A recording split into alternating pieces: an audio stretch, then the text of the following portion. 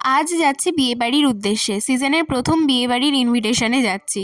মাকে বলেছিলাম একটা গিফট পছন্দ করে এনে আমাকে দিয়ে যেও, আর মা সেটাই দিয়ে গেল। So hello everyone, welcome to my channel. আমি ঋত্বিকা, আশা করছি তোমরা সবাই খুব ভালো আছো।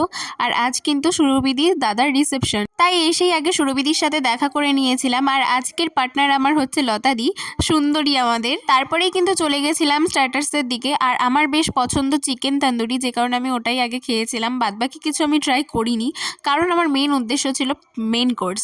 আর এই ছিল আমার হচ্ছে লুক আজকের। তোমরা জানিও আমাকে কেমন লাগছে দেখতে।